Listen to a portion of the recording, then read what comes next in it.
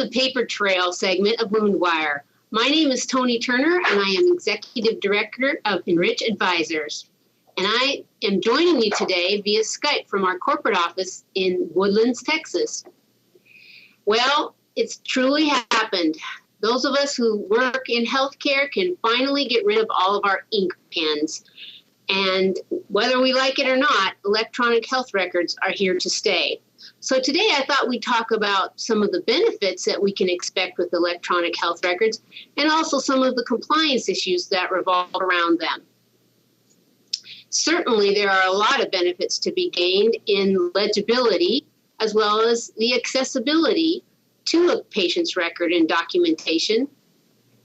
They are space savings, no more of those paper charts taking up walls and walls of files, interoperability with other healthcare providers, e-prescribing in order to help meet the guidelines of meaningful use, improved coding for both evaluation and management as well as other procedures done, financial incentives from the government that are paying for bonus payments, the quality of patient care and safety measures as well as coordination of care, and an increased practice of efficiencies and cost savings.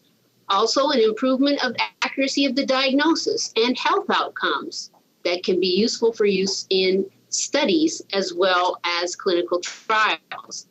And most especially, to be able to bridge the documentation gap between the document chart as well as the claim.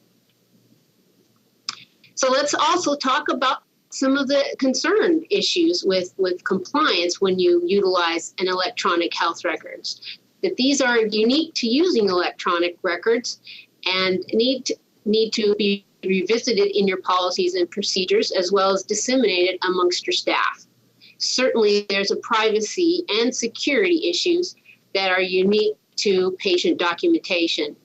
The authorship integrity as well as whoever enters the document and is actually doing any of the charting. There should be passwords that are routinely safe and guaranteed, and only authorized users enter the charts. Auditing integrity as far as amending and correcting. Who has that authority once a chart is stored and locked and signed? Also, patient identification and demographic accuracy. Now the computers are sometimes having to sync different systems together.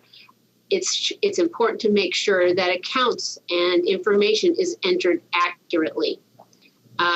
Documentation integrity is a huge issue to be concerned about, as well as a policy should be derived from this.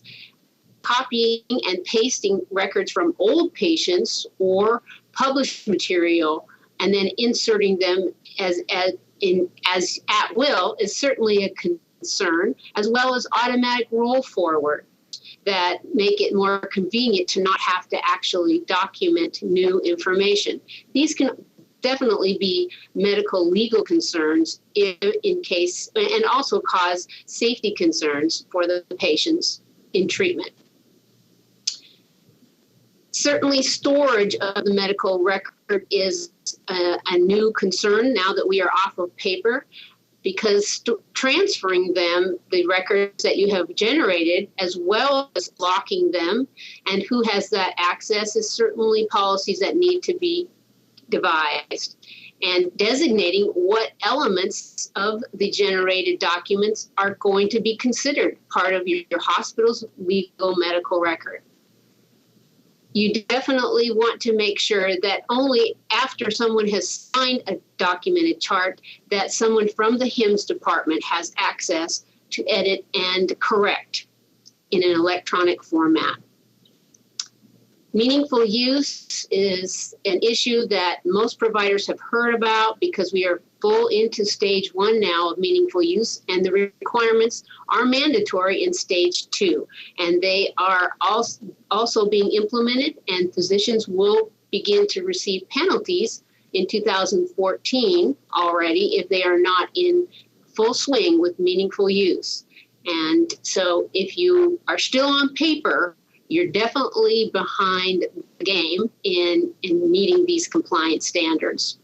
And certainly a very big concern would be fraud. And as Obama administration has said, they will not tolerate any EHR fraud, even though the government is mandating everyone to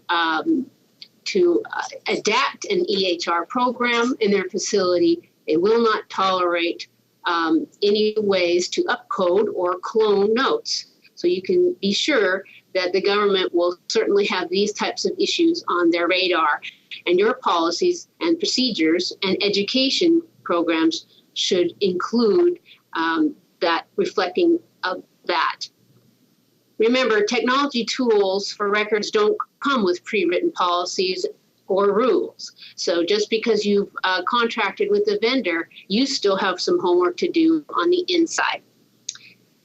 That wraps up today, but if you have any further billing, coding, or compliance questions, I invite you to send in your questions to info@woundwire.com, and we'll try to get to them next month.